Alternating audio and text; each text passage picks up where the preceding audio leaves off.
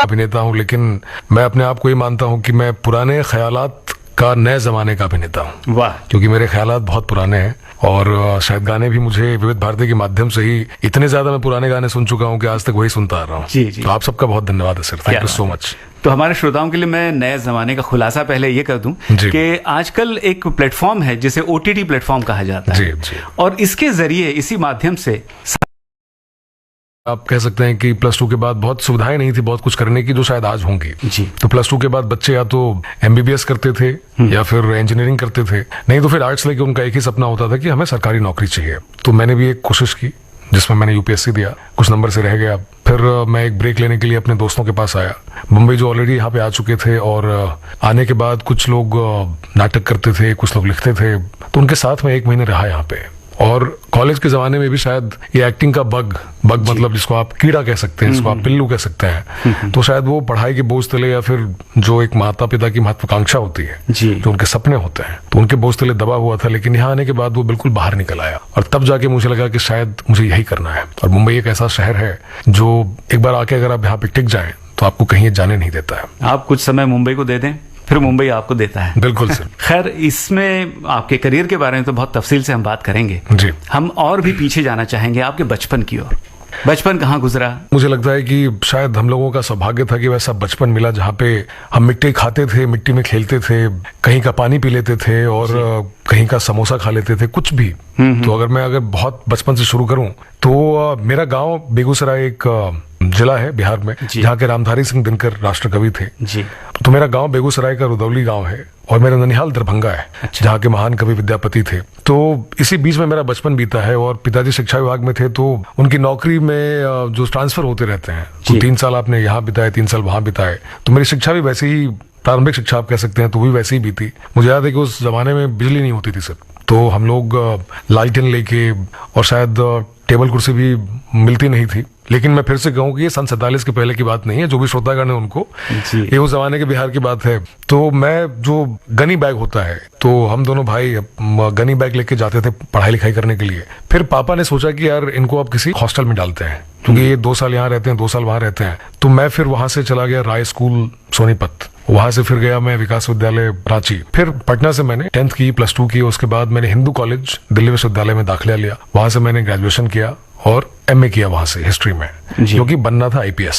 पर भगवान कृष्ण ने अर्जुन को कहा था गीता में कि तू करता वो है जो तू चाहता है, होता वो है जो मैं चाहता हूँ, फिर तू कर वो जो मैं चाहता हूँ और होगा वही जो तू चाहता है। क्या बात। तो शायद मैं उन्हीं की बताई राह पे चल रहा हूँ। जी जी। तो बचपन बहुत अच्छा बीता है। मतलब मैं जब आज का बचपन देखता हूँ और मैं तब का बचपन देखता हूँ, तो मैं अपने आप को आई फील रियली ब्लेस्ड कि शायद हमें उतनी चीजों को एहसास करने का मौका मिला जो शायद आजकल का बचपन उतना एहसास नहीं कर पाता है, क्योंकि साइंस ने जितनी तरक्की की है तो उसके अपने ड्रॉबैक्स भी होते हैं। तो वो एहसास कहीं चला गया है जो शायद एहसास उस बचपन में था। बचपन की यादों में फिल्में भी होंगी। बिल्कुल है। उस वक्त देखी हुई फिल्में या पापा के साथ देखी हुई फिल्में या कोई रेडियो पे सुने हुए गाने जो पापा को बहुत पसंद आते हों।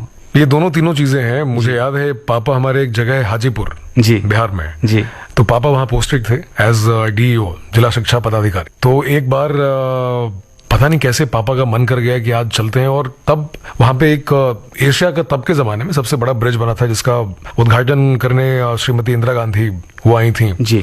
सबसे बड़ा ब्रिज था वो तब का। शायद उसी जमाने की बात थी, वहाँ स्टीमर भी चलती थी। तो हम लोगों ने हाजीपुर से हम लोग पटना आए, और पटना आने के बाद आप यकीन माने कि मैं, भैया, माँ और पापा, हमने 12 से 3 एक फिल्म देखी, 3 से 6 हमने एक फिल्म देखी, और 6 से 9 एक फिल्म देखी। क्या बात है। जिसमें एक फिल्म थी गुलामी, एक फिल्म थी राम लखन, और तीसरी का मुझे नाम नहीं याद आ रहा। हमारी नानी को पिक्चरें बहुत अच्छी लगती थी। अच्छा। मेरे पैदा होने से लेके अपने जाने तक मतलब पंचतत्व में विलीन होने तक नानी हमारे साथ ही रही। मेरे व्यक्तित्व में भी मेरी नानी का बहुत बड़ा हाथ है। तो नानी को फिल्में देखने में बड़ा मजा आता था, तो हम बच्चों को लेके जाती थी वो। तो कर्मा मैंने उनके साथ देखी थी। ओहो। और उन्होंने कहा कि एक बार में बउआ मैथिली में, मेरी मातृभाषा मैथिली है, तो बैक टू बैक 2 बार हमने कर्मा देखी थी। ओहो।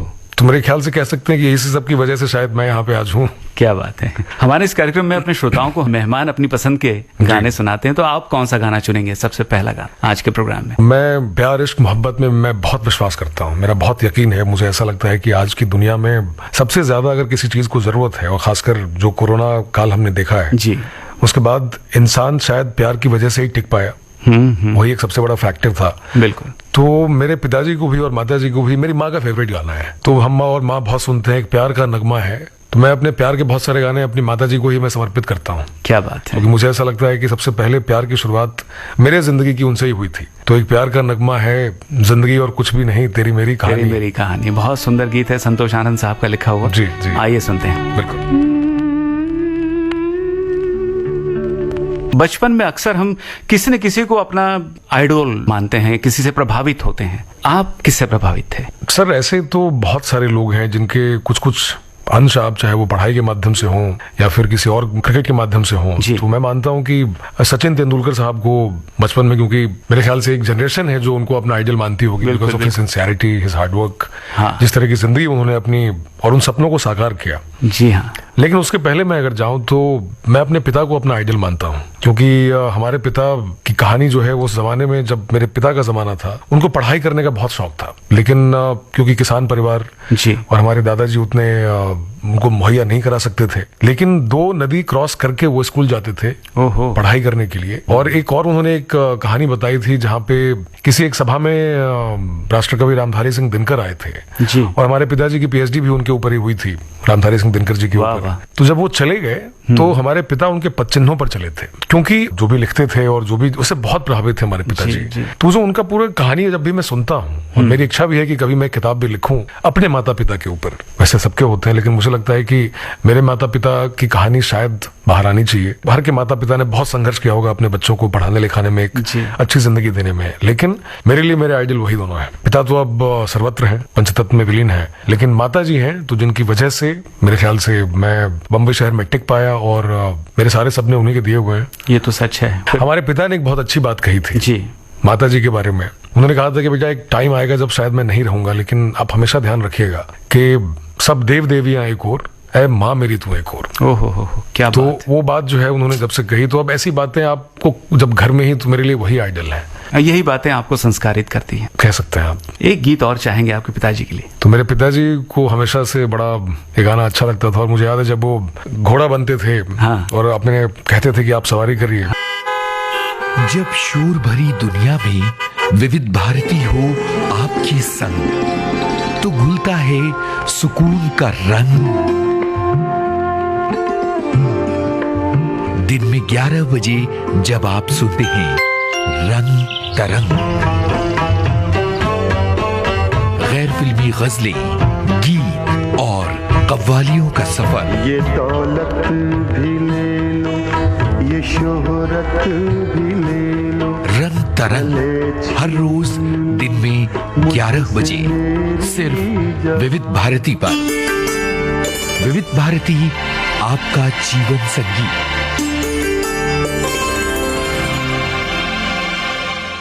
क्रांति जी, बचपन की यादों में हम डूबे थे थोड़ी देर के लिए, मगर क्रांति जी अब वापस हम मुंबई आते हैं। आपका मुंबई जो आना हुआ, उसमें शुरुआत तो एक्टिंग से नहीं हुई थी, आप कुछ और कर रहे थे। जी। वो क्या था? जब मैं बम्बई आया तो तब का बम्बई, अब का तो मुंबई है। अब का मुंबई, जी। मेरे साथ ऐसा वाकया नहीं हुआ कि मेरे पास सोने की जगह नहीं थी और खाने को पैसे नहीं थे।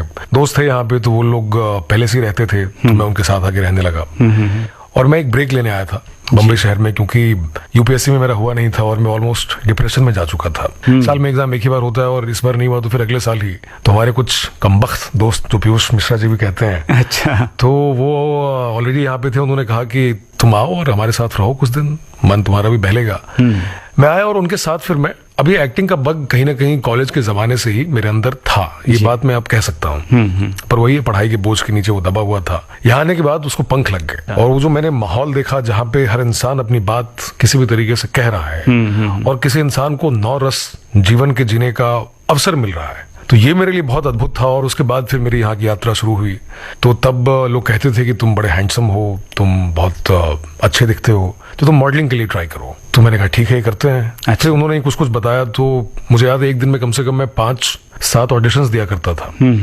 ट्रेन से मैं गोरेगांव से महालक्ष्मी जाता था एक कपड़े पहन के।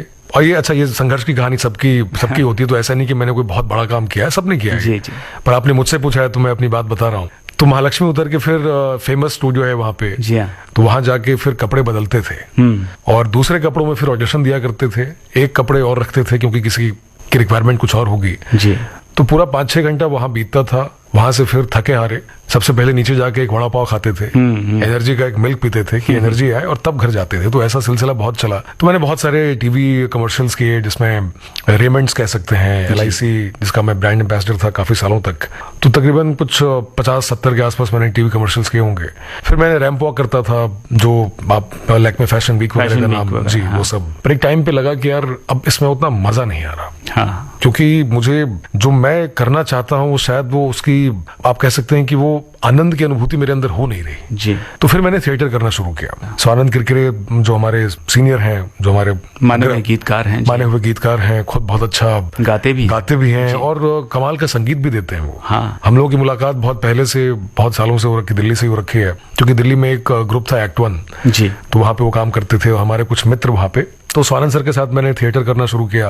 फिर मजा आने लगा। तो मैंने कहा यार ये जो है ना, ये चीज करके और अपने आप को कैसे निखारा जाए, क्योंकि भाई जब मौका आए और उस मौके पे आप तैयार नहीं हो, तो इससे बेहतर है कि आप अपने ऊपर काम करते रहो। और आप यकीन मानिए सर, एक अभिनेता के जीवन में ज्यादा वक्त इंतजार करने में बीतता है, चाहे वो अच्छे शॉट के लिए हो, अच्छी कहानी के लिए हो, अच्छे फिल्म के लिए हो, तो हमेशा इंतजार में रहता है। Your shot is ready.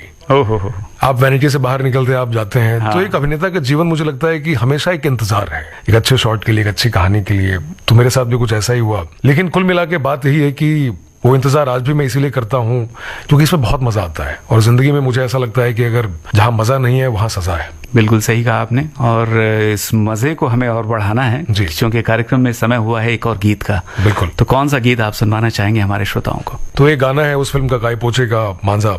जी। तो वो या नहीं, एक दूसरा गाना भी मुझे बहुत पसंद है। एक्टिंग की ओर मुड़े और दरवाजा खुला, एक राह रोशन हुई कहेंगे, और एक्टिंग की शुरुआत हुई। मगर उससे पहले आपकी चूंकि पहली फिल्म जो है वो भोजपुरी फिल्म है। जी। तो वो क्या सिलसिला था? भोजपुरी फिल्म चूंकि बिहार में और उत्तर प्रदेश में ज्यादा देखी जाती है। जी। ये फिल्म आप तक कैसे आई? सर कोई भी फिल्म मुझे लगता है किसी भी कलाकार तक शायद डेस्टिनी लेके जाती है। आपने कई ऐसे वाकये सुने होंगे जहाँ पे कोई कलाकार, एक फिल्म उसके पास गई लेकिन उसने मना कर दी। जी। तो वो फिल्म किसी और के पास चली गई। बाद में जिसने मना किया उसको जीवन में बड़ा अफसोस हुआ कि यार काश मैं फिल्म कर लेता। ऐसा फिल्म बहुत लोकप्रिय हुई, ऐसा कई बार हुआ है। कई बार ऐसा हुआ है। तो शायद मेरे साथ भी ऐसा हुआ। कोई एक कलाकार थे जिन्होंने मना कर दिया था। और फिल्म के जो निर्देशक नितिन चंद्रा और फिल्म की जो निर्मात्री थी नीतू चंद्रा जी, वो खुद भी एक बहुत बेहतरीन अभिनेत्री हैं। तो वो भी पटना की हैं। तो कहीं ना कहीं एक जुड़ाव हम लोगों का हमेशा से ही रहा। और हमें सर बड़ा खराब लगता था कि यार बिहार और यूपी के लोगों को एक टाइप कास्ट तरीके से दिखाया जाता है। आज भी अगर आप देखेंगे जुहू जाके या कहीं भी जहाँ भोजपुरी फिल्मों के पोस्टर लगते हैं, हाँ। तो एक आदमी बंदूक लेके खड़ा है, ओहो। एक आदमी के खून यहाँ से निकल रहा है, और बहुत आप कह सकते हैं अश्लील तरीके से। वो हमें बड़ा खराब लगता था कि कोई हम बिहारियों को हमारे जैसा क्यों नहीं दिखाता। और एक कैरिकेचरिश जो तरीका बिहारियों के लिए अपनाया गया है, या फिर यूपी वालों के लिए, कि हमेशा ये ऐसे ही रहते होंगे। पर कोई भी मेरे ऐसा बिहारी किसी को दिखता नहीं था। तो ये चीज हम लोगों को, और युवा लोग तो हम लोगों को बड़ा ये बहुत अपमानित महसूस करते थे। तो नितिन सर ने एक फिर कहानी लिखी जिसका नाम था देसवा। देसवा मतलब देश। तो देसवा इसलिए क्योंकि कहानी देश की कहानी थी। और हम लोगों ने, आप यकीन करें सर, कि आज से तकरीबन 8 साल पहले बिहार में जाके हमने फिल्म शूट की है। अच्छा, बिहार के साथ एक ये भी त्रासदी है कि बिहार को लोग कान से देखते हैं, ओह, आंख से नहीं देखते हैं। अच्छा। आपने भी सुना होगा, शायद कान से सुना होगा। कभी जाके वहां पे देखा नहीं होगा कि बिहार कितना खूबसूरत है और बिहार के लोग कितने खूबसूरत हैं। कहानियां वहां से वही बाहर निकलती हैं कि किसी के हाथ में ये है, किसी ने किसी को कट्टा चला दिया, गोली मार दी, गालियां। तो लेकिन वहां भी एक बहुत, क्या आप देखें तो मगध, जो कह सकते हैं कि मगध एम्पायर वहीं से शुरू हुआ था। बहरहाल, तो आपने जो सवाल किया वहां आता हूँ वापस। तो देसवा इसलिए कि मैंने, क्योंकि मेरे अंदर भी वो जज्बा था कि यार एक अच्छी फिल्म बनाएंगे, एक ऐसी फिल्म बनाएंगे जो जितने भी बिहार यूपी के लोग हैं वो गर्व से कह सकें कि यार ये बहुत अच्छी फिल्म है, पारिवारिक फिल्म है। और एक भोजपुरी सिनेमा का दौर था जहां पे लता जी ने गाने गाए हैं, नासिर हुसैन साहब ने गंगा मैया तोरे पेरी चढ़ेबो, मुकेश साहब ने गाने गाए हैं, मोहम्मद रफी साहब ने गाने गाए हैं। तो एक बहुत ही स्वर्णिम दौर था उसका। वो बीच में कहीं ना कहीं जिस तरह के भी काम होते गए, तो उस काम की वजह से हमें वो टाइपकास्ट जो है वो ब्रेक करना था। बिगड़ी हुई इमेज को सुधारने का, संवारने का काम इस फिल्म ने किया। और ये भी बात है कि भाषा का सम्मान, अगर अपनी मातृभाषा का सम्मान अगर हम नहीं करेंगे तो बाहर वाले तो करने से रहेगा। तो इसीलिए पहले भोजपुरी में बनाई, जो उनकी मातृभाषा थी, नीतू और नितिन की। उसके बाद फिर हमने एक और फिल्म बनाई, मिथिला मखान, जो मेरी मातृभाषा में है, मैथिली में। मैथिली, उस फिल्म के बारे में थोड़ा बताइए। तो उसका भी वही उद्देश्य यही था कि भोजपुरी में बन गया, अब क्या किया जाए, जो कि बिहार में सिर्फ 5 भाषाएं हैं। जी हाँ। भोजपुरी है, मैथिली है, मगही है, अंगिका और बज्जिका है। अच्छा। तो अंगिका बज्जिका मैथिली से ही ली गई है। तो हमने कहा कि अब भोजपुरी में बनी तो सर एक मैथिली में बनाते हैं फिल्म। अच्छी फिल्म बनी, लोगों ने बहुत सराहा। उस फिल्म को राष्ट्रीय पुरस्कार भी मिला था, जो कि एक बहुत गौरव की बात है पूरे बिहार वालों के लिए और किसी भी इंसान के लिए जो इंसान अपनी मातृभाषा का सम्मान करता है, चाहे वो बिहार का हो, यूपी का हो, महाराष्ट्र का हो। और मैं यहाँ के लोगों की बड़ी दाद देता हूँ। मैं मराठी जो आप संस्कृति है उससे बहुत प्रभावित रहता हूँ मैं, क्योंकि सबसे कमाल की बात यह है सर के पकड़ के रखते हैं अपनी जड़ों को, छोड़ते नहीं है जी। और जो इंसान अपनी जड़ों को जितनी मजबूती से पकड़ के रखता है वो इंसान उतना ही टिका रहता है, मेरा ये मानना है। तो यहाँ के लोगों से मैंने बहुत कुछ सीखा है इस मामले में। तो क्रांति जी, हमने मैथिली फिल्मों का जिक्र किया और भोजपुरी फिल्म का जिक्र हम कर रहे थे, तो क्यों ना श्रोताओं को भोजपुरी फिल्म का गाना सुनाया जाए। आपको कौन सा गाना याद आ रहा है? गंगा मैया तुरे पेरी चढ़ेबो का एक फिल्म थी जी। मगर हम हिंदी फिल्मों की बात करें तो उसमें पहली फिल्म थी गोलियों की रासलीला, रामलीला जी।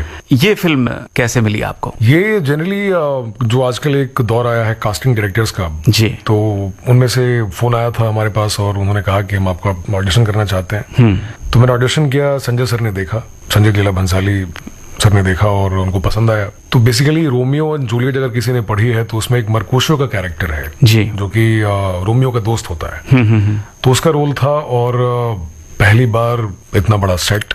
आपने जो बचपन से शायद फिल्में देखी होंगी उनकी और आपको वो अंततः काम करने का मौका उनके साथ मिला, तो मैं अपनी जिंदगी में बड़ा खुश था उस टाइम, क्योंकि ऐसा अवसर बहुत कम मिलता है लोगों को।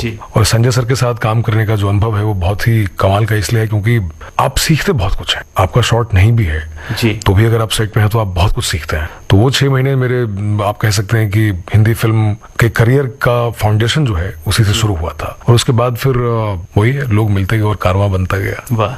और उसके बाद जब सिलसिला आगे बढ़ा तो लोग याद करते हैं आपका हेलीकॉप्टर शॉट। मैं MS धोनी फिल्म की बात कर रहा हूँ, द अनटोल्ड स्टोरी जी। तो उसमें भी वही था, नीरज सर के साथ काम करने का बहुत मन था जी, क्योंकि उनकी फिल्म मैंने देखी थी उसके पहले वेडनेसडे, जो एक फिल्म बहुत चली थी। तो मेरे पास फोन आया, मेरे भाग्य ने शायद बहुत प्रबलता दिखाई होगी वहां पे कि जो कास्टिंग वाले थे उनको मेरी याद आई, उन्होंने फोन किया, फिर मैंने ऑडिशन किया, नीरज सर के साथ एक रीडिंग की और उनको पसंद आया। पर कमाल की बात यह है कि मुझे नहीं मालूम था मैं कौन सा रोल करने वाला हूँ। जिंदगी में शायद एक ऐसा वो दौर था जहाँ पे मैं कुछ भी करना चाहता था, क्योंकि अंदर से कहीं हिला हुआ था कुछ चीजों को लेके जिंदगी के अपने।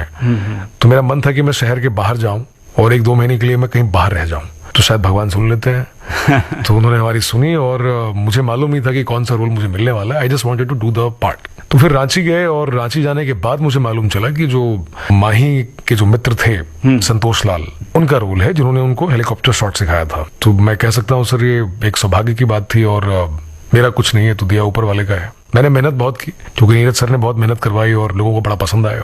और आप क्रिकेट खेलते रहे हैं? खेलता रहा हूँ। हिंदुस्तान में कौन क्रिकेट बचपन में नहीं खेलता था। और जब मैंने सचिन, उस हेलीकॉप्टर शॉट की आपको प्रैक्टिस तो करनी पड़ी होगी। 2 महीने यहाँ कम से कम हमने 15-20 दिन यहाँ पे, मैं घर में भी मैंने सिर्फ टांगी हुई थी टेनिस बॉल, क्योंकि क्या है कि वो जब तक स्टैंस आपका सही नहीं आएगा तब तक वो शॉट फिर बहुत अजीब सा और खराब दिखेगा। तो नीरज सर का भी वही मानना था। और वहां पे जाके जो कोच थे जिन्होंने धोनी साहब को भी, मिस्टर बैनर्जी, उन्होंने सिखाया था, तो उनसे भी कुछ 7-10 दिनों की ट्रेनिंग की थी और फिर एक पूरी रात हमने इसकी शूटिंग की थी, पूरी रात, और लोगों को बड़ा पसंद आया। यानी देखने वाले फिल्म को देख करके बड़ी आसानी से अपना रिएक्शन दे देते हैं जी। लेकिन अब आप जो कह रहे हैं कि एक सीन के लिए आपको 2 महीने लगातार प्रैक्टिस करनी पड़ी, बड़ी मेहनत का काम है फिल्म बनाना। बहुत मेहनत का काम है जी। जिन लोगों को लगता है कि ये बड़ा आसान काम है, अब क्या है सर के सबकी अपनी राय है। कोई आदमी अगर पैसे देख के जा रहा है देखने तो उसका भी पूरा अधिकार है, प्रजातंत्र है कि उसको या तो स्वीकार करे या उसको खारिज कर दे जी। लेकिन मेहनत बहुत जाती है। खराब फिल्म बनाने में भी इंसान की उतनी ही मेहनत जाती है जितनी अच्छी फिल्म बनाने में, मेरा ऐसा मानना है जी।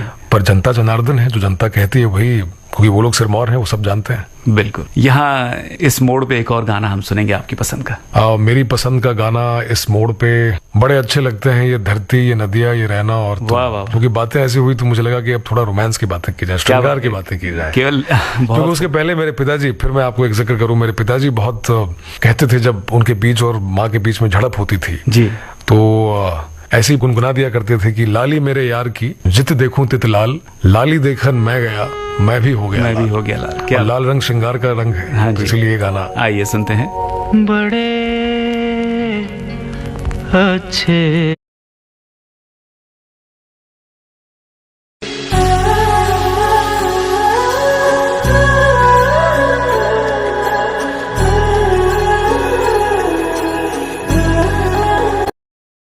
आगे बाटला हाउस जी 2019 की बात है जी। ये कैसे बनी बात इस फिल्म की? वहां से फोन आया था जी। और मैं गया निखिल आडवाणी सर से मिलने के लिए। हाँ हाँ तो मुझे इंटरेस्टिंग इसलिए भी लगा क्योंकि बिल्कुल अलग था, वैसा कुछ काम मैंने कभी किया नहीं था। हाँ। और एक अभिनेता जो होता है वो अभिनय के 9 रसों के इर्द गिर्द ही अपनी जिंदगी देखता है, सोचता है और समझता है। यस।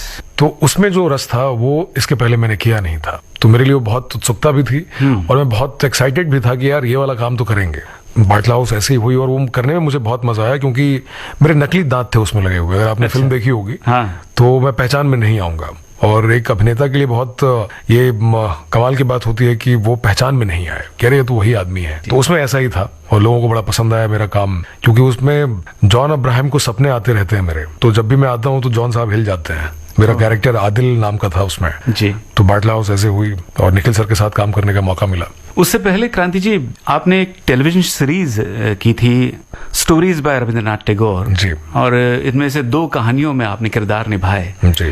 क्या फर्क महसूस करते हैं टेलीविजन के लिए सीरीज में काम करना, फिल्म के लिए फीचर फिल्म में कोई एक पात्र कोई भूमिका अदा करना, इसमें क्या फर्क होता है, कितना फर्क होता है? सर किसी भी अभिनेता के लिए कोई अभिनेता ये सोच के अभिनय नहीं करता कि टीवी है तो मैं कम करूंगा, फिल्म है तो मैं ज्यादा करूंगा, या फिल्म है तो मैं कम करूंगा, टीवी है तो मैं ज्यादा करूंगा। अभिनेता अपना अभिनय करता है, शिद्दत से करता है। हाँ। तो चाहे टेलीविजन हो चाहे फिल्म्स हो, इंसान आदमी मेहनत उतनी ही करता है। लेकिन मैंने जो टेलीविजन किया वो मैंने बहुत कम टेलीविजन किया है, लेकिन जो मैंने किया वो इसलिए भी किया क्योंकि अनुराग बासु सर थे और अनुराग बासु सर के काम से मैं बड़ा प्रभावित रहा हूँ जी। उनकी धर्मपत्नी जी तानी बासु एक एपिसोड की डायरेक्टर थी, और कहानी इसलिए क्योंकि stories bye Rabindranath Tagore, broken nest, Charulata, और एक कहानी और भी थी अपरिचित, तो दोनों में किरदार मेरे अलग थे जी। अगर आप ब्रोकन नेस्ट में देखें तो भूपति बाबू है जिसका एक प्रेस है, लेकिन उसकी प्रेस चल नहीं रही और फिर पत्नी के साथ, फिर उसका अपने भाई के साथ, अगर आप लोगों ने चारुलता पढ़ी है तो जी। और अपरिचित ऐसी कहानी है जिसमें उसका इश्क मुकम्मल नहीं हो पाता। इश्क तो वही होता है जो कभी मुकम्मल नहीं होता, बाकी तो लोग जिंदगी जी लेते हैं। तो इसलिए मैंने वो की, और सबसे बड़ी बात अनुराग बासु थे जी। और आपने कहा फिल्मों के अभिनय के बारे में, मैंने शिद्दत से सर हर फिल्म में हर कैरेक्टर में अपना काम किया है। कहीं मैंने ये नहीं सोचा माध्यम क्या है, और कोई भी नहीं सोचता ऐसा, अभिनेता अपना काम करता है। बिल्कुल सही। कुछ सेट में फर्क रहता होगा, डायरेक्टर की ट्रीटमेंट अलग रहती होगी, ऐसा कुछ फर्क तो होता होगा। वो तो बिल्कुल होता है। हाँ। हर आदमी का अपना एक टेक होता है, हर डायरेक्टर का अपना विजन है। तो मैंने इसलिए भी टेलीविजन किया वो वाला क्योंकि वो शायद वैसा टेलीविजन नहीं था जो उस दौर में चल रहा था। जी। कोई भी महिला, मैं अपने घरों में मैंने देखा है कि इतना मेकअप या जो कुछ भी कहानियां जैसे हमने देखी हैं, जबकि सबको बहुत अच्छी लगती हैं जी, पर मैं उससे रिलेट नहीं कर पाता था। तो मैंने कभी उस तरह के काम किए नहीं। और उसके बाद फिर मैंने एक बायोपिक की टेलीविजन में, स्वामी रामदेव जी, एक संघर्ष, अगर आपने नाम सुना होगा तो। हाँ। तो स्वामी रामदेव के ऊपर एक बायोपिक बनी थी जिसमें मैंने स्वामी जी का किरदार किया था। तो वो टेलीविजन भी मैंने किया, लेकिन वो बिल्कुल अलग था। तो हमेशा मैंने कोशिश यही की है कि कुछ अलग करता रहूं, टाइपकास्ट ना हो, और ऐसा कुछ करूं जो लोगों को भी पसंद आए, और नहीं भी आए तो कम से कम इतना ना कहें कि यार ये बहुत वाहियात कलाकार है। एक बहुत अच्छा सा संदेश आपने इस बहाने दिया है इस उत्तर में। जी। मैं ये जानना चाह रहा था कि किसी भी अलग अलग डायरेक्टर्स के साथ आपने काम किया है, मगर निर्देशकों के साथ हर निर्देशक का अपना एक अंदाज होता है, एक शैली होती है जी। और वो करते समय अभिनेता अपनी तरफ से कुछ उसमें डालता है, उस किरदार में अपनी तरफ से, और वो सजेशन अगर दे सके तो आपका क्या अनुभव है? सर मेरा मानना है कि ये एक कोलैबोरेटिव एफर्ट है जी। जो फिल्म मेकिंग है, सबका कोलैबोरेशन है। हाँ जी। एक स्पॉट बॉय की भी उतनी अहमियत है जितनी डायरेक्टर की होती है। जितनी मेहनत स्पॉट बॉय टेक्नीशियंस करते हैं, आप यकीन मानिए मैं जब सेट पे होता हूँ, मैं देखता हूँ तो मुझे अंदर से बहुत खराब भी लगता है, लेकिन अब सबकी अपनी मेहनत है, सबकी अपनी किस्मत है। तो सजेशन आप दे सकते हैं, लेकिन मुद्दा वही है कि सजेशन आपके अपने कैरेक्टर के हिसाब से ना हो, इन टोटलिटी में हो, और तभी जाके कोई निर्देशक आपका सजेशन लेता भी है। जैसे मैंने जितने भी काम किए जहां मुझे लगा मैं कुछ कह सकता हूं जी, मैंने कहा, सामने वाले जो निर्देशक, उन्हें लगा कि हाँ यार ये अच्छा सजेशन है, ये वर्क करता है, उन्होंने लिया। अगर कभी किसी ने नहीं लिया, उनको नहीं लगा, क्योंकि विजन उनका है। मैं सिर्फ कह सकता हूँ, सुझाव दे सकता हूँ, सुझाव थोप नहीं सकता, ये फर्क है। और स्टोरीज बाय रविंद्रनाथ टैगोर आपने की, तो ऐसे ही कई क्लासिक्स हैं दुनिया के जितना साहित्य है उसमें से, और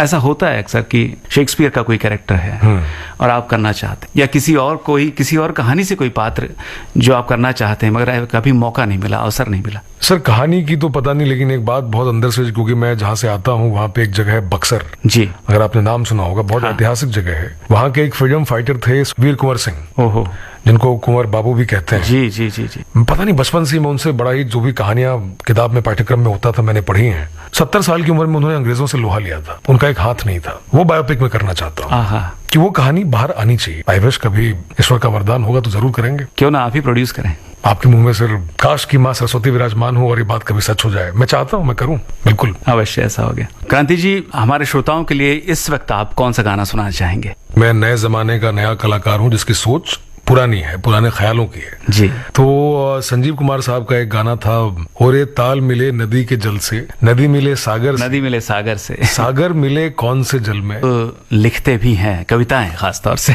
जी। तो हमारे श्रोताओं को आपकी काव्य प्रतिभा से परिचित करा दें। सर, काव्य प्रतिभा तो बहुत अतिशोक्ति हो जाएगी, क्योंकि मैं अपने आप को उतना गुणी नहीं मानता जितना आप कह रहे हैं। लेकिन फिर भी मैंने एक छोटी कोशिश की है कि मैं अपने दिल की बातें, अपने जो भी मेरे चाहने वाले हैं उनको, रील बनते हैं आजकल, तो उसके माध्यम से मैं अपनी आवाज में ही, तो मैंने एक शुरू किया, एक बात कहूं। तो एक बात कहूं कह के मैं अपनी बात कहता हूं, जो कि शायद एक बात भी होती है, 2-3 बातें भी हो जाती हूँ। चलो कुछ बातें उसमें से। तो उसमें से एक बात कहूं मैं शुरू ऐसे करता हूं कि एक बात कहूं मोहब्बत के बारे में। मोहब्बत पहली, दूसरी या तीसरी नहीं होती।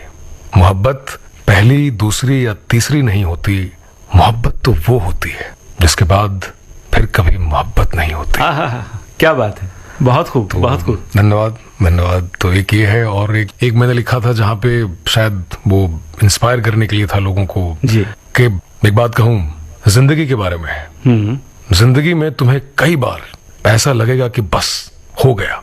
जिंदगी में तुम्हें कई बार ऐसा लगेगा कि बस हो गया, लेकिन जिस दिन तुम्हें ऐसा लगे कि बस हो गया, उस दिन से याद रखना वो सब होगा जो उसके पहले कभी नहीं हुआ। तो बस लगे रहो, लगे रहो। क्या बात है। तो ऐसे कुछ बातें लिखता रहता हूँ, पर हाँ, काव्य प्रतिभा नहीं कहेंगे इसको। लेकिन बहुत प्रेरक बात लिखी है आपने। जिस तरह की जिंदगी हम लोग जीते हैं, खासकर ये हिंदी फिल्म उद्योग जो है, तो एक आप कह लें, कोई भी इंसान किसी भी उद्योग में हो तो एक स्ट्रेस, एक प्रेशर तो मुझे लगता है। और मेरा हमेशा मानना है कि अगर मैं अपनी 1-2 बातों से किसी एक इंसान की जिंदगी थोड़ी सी भी मैं अच्छी कर सकता हूँ, उसको 1 सेकंड के लिए भी अच्छा लगता है कि यार अच्छी बात कही है, तो मुझे लगता है कि मेरा जीवन सार्थक हुआ है। क्या बात। तो इसीलिए मैं इस तरह की हरकतें करता हूँ, क्योंकि कहा यह जाता है कि हरकत में बरकत है। वाह वाह। तो आपके अभिनय के बारे में बरकत वाली जो बातें और आगे बढ़ी, जी, उसकी बात करते हैं। जी। और चूंकि पिछले 2 सालों में एक नया माध्यम, एक नया मीडियम, जिसे OTT के नाम से जाना जाता है, जी, उसमें आपको जो मौका मिला और उसमें कुछ सीरीज आपकी बहुत लोकप्रिय हुई, बहुत पॉपुलर हुई, इसमें एक नाम है रक्तांचल। जी जी। उसके बारे में हमें बताइए। आप यकीन माने सर, तो मुझे ऐसा लगता है कि ये जो नया माध्यम बना है, जी, वो शायद मेरे लिए ही बना था, क्योंकि मैं ऐसा रोल करना चाहता था। रक्तांचल में जो विजय सिंह का मेरा किरदार है, जी, लेकिन ना मुझे वो टेलीविजन में मिला था, ना ही फिल्मों में मिला था, वो मिला OTT पे। वो दौर भी ऐसा था, कोरोना काल में सब लोग अपने घरों में थे, जी, और फिर उनको कुछ ऐसा देखने को मिला जो शायद विजय सिंह की कहानी से वो लोग बहुत अपने आप को जोड़ पाए, क्योंकि वही एक कहानी पूर्वांचल की है। वहां से एक इंसान को कैसे सिस्टम ने इतना ज्यादा दबा रखा है कि फिर एक दिन वो फटता है ज्वालामुखी की तरह, जी। तो शायद लोगों को बहुत अच्छी लगी वो, और उसका जो स्क्रीन टाइम है वो 1 बिलियन से भी ऊपर है, जी। तो वो कह सकते हैं, तो मैं मानता हूँ कि ये सब माता पिता का आशीर्वाद है और ईश्वर का आशीर्वाद है, क्योंकि आपको चलते रहना है। स्वामी रामदेव करते हुए एक वक्त मैंने बहुत अच्छी बात उनसे सीखी।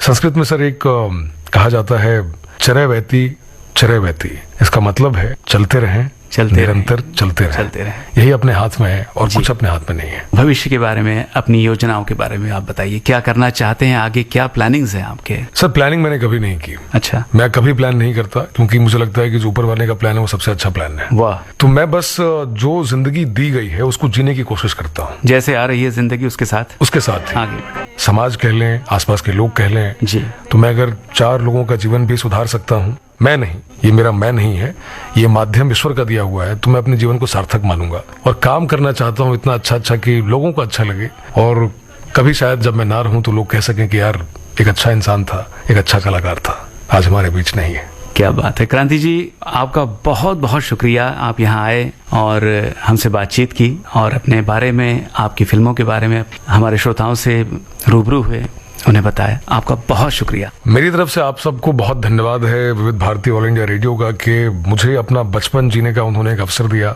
अपने माध्यम से, आपके माध्यम से, क्योंकि मैं बहुत नॉस्टैल्जिक हो गया हूँ अभी इस वक्त यहाँ पे आके। तो बहुत इंजीनियर थे विनायक तड़वलकर, प्रस्तुतकर्ता जुबेर खान। विविध भारती के पास है बेमिसाल हस्तियों का अनमोल खजाना। कहानी के किसी सीन की रिहर्सल चल रही थी, मैं भी टाइम पास करने के इरादे से खड़ा हो गया। जाने माने चरित्र अभिनेता जीवन, कैसे हुई थी अभिनय यात्रा की शुरुआत। डायरेक्टर ने आओ देखा ना ताओ मुझसे मुखातिब होकर बोले, अजी आप भी कुछ बोल दीजिए बरखुरदार। तो बस सिर्फ दिल बहलाने की गरज से मैं शुरू हो ही गया। बहुत कुछ कर लिया राम मखमल के गदेलों में, सुलाऊंगा तुम्हें या पत्थरों में और ढेलों में। सरे दरबार खिदमत में हर एक बांधे कमर होगा, किसी के हाथ में बल्लम कोई करता चमर होगा। वाह वाह वाह वाह वाह वाह की आवाजें बुलंद हो गई। डायरेक्टर साहब ने मुझे गले से लगा लिया, कहने लगे बरखुरदार अरे तुम तो बॉर्न आर्टिस्ट हो, फिल्म में एक्टिंग करो, मैं तुम्हारी लाइफ बना दूंगा, फोटोग्राफी को मारो गोली। ऐसी अनमोल यादें आपको मिलेंगी सिर्फ विविध भारती पर। विविध भारती आपका जीवन साथी।